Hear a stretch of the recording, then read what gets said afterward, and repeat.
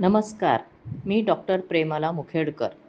The मा मिरासदार यांच्या भूताचा जन्म या कथेचे अभिवाचन करीत आहे. ग्रामीण जीवनातील विनोदी कथाकार म्हणून प्रसिद्ध असलेले द मा मिरासदार यांनी खेड्यातील वातावरणात लोकांच्या अंधश्रद्धा, भ्रामक कल्पनांमुळे ऐकायला येणाऱ्या अनेक दंतकथा, लोककथांचा आधार घेऊन आपल्या खास विनोदी ढंगदार शैलीमध्ये कथालेखन केले आहे. भूताच्या अवास्तव कल्पना मनात घर करून बसलेल्या असल्यामुळे भूताचा जन्म कसा होतो याचे मजेशीर वर्णन भूताचा जन्म या कथेत त्यांनी केलेला आहे.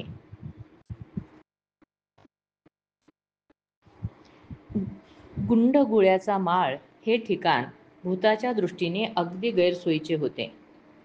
ना तिथे एखादी पडकी विहीर, ना पडका वाडा, पिंपळ, वड असली प्रचंड झाडेही त्या ठिकाणी अजिबात नव्हती. काही ठिकाणी उगीच आपल्या 4-2 बाभळी होत्या. पण बाभळीसारख्या काटेरी झाडावर बसण्या इतकी भूते काही मागासलेली नव्हती. विहीर आड तर सोडाच, पण भूतांचा बाजार म्हणून प्रसिद्ध असलेला मसणवाटाचाही भाग तिथे कुठे आसपास नव्हता.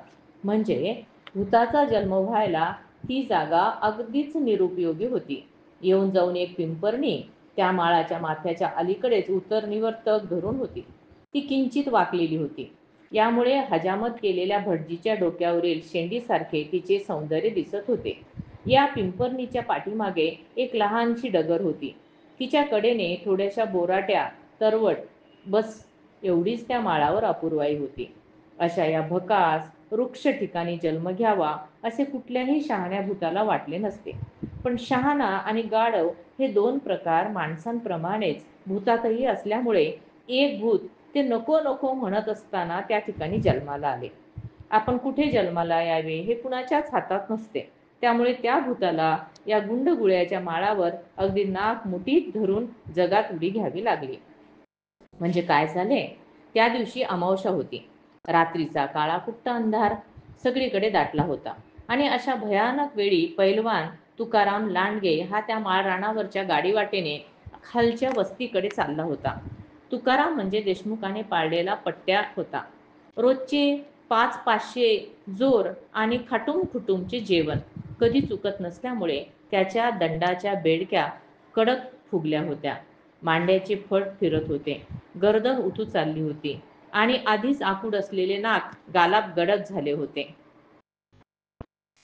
तो चालू लागला म्हणजे एखाद्या अंबारीचा हत्ती झुलल्यासारखे वाटत होते. पण एक गोम होती. तुकाराम आडनावाने लांडगे असला तरी त्याचे काळीज उंदराचे होते. देवधर्म, भूतपिशाच, जादूटोणा, मंत्रतंत्र असल्या गोष्टींना तो फार दचकत असे. म्हणून आज अंधारातून चालत असताना त्याची छाती लटलट करत होती आणि तोंड कोरडे पडले होते. मनात नाना विचार येत होते. हा माळ ऐकल्याने तुडवायचा सोबतीला कुणी नाही. समजा धरले एकदम भूताने आणि कोसळले आपल्याला धरले एकदम भूताने आणि घोसळले आपल्याला तर मग मग काय करायचे? भूताला दंडवत घालून त्याचे पाय धरायचे. पण चायला तेही उलटे असायचे. काय इकडच्या बाजूने नमस्कार करून तिकडच्या बाजूने पाय धरायचे. छे छे, त्यापेक्षा सुसाट पळावे हे चांगले. पण तसे तरी होईल का? हात लांब करून धरले त्याने म्हणजे मग मग मात्र सोडायचे नाही ते. काय करावे बरे? तुक्याच्या लहानशा डोक्यात अशा तऱ्हेचे भयंकर विचार येत होते. अंगावर मधूनच काटा उभा राहत होता आणि पावले झपझप पडत होती. आता माळ लागला होता. अंधार जास्तच वाढत होता आणि माळरानावरचा मोकळा वारा अंगाला जोराने झोंबत होता.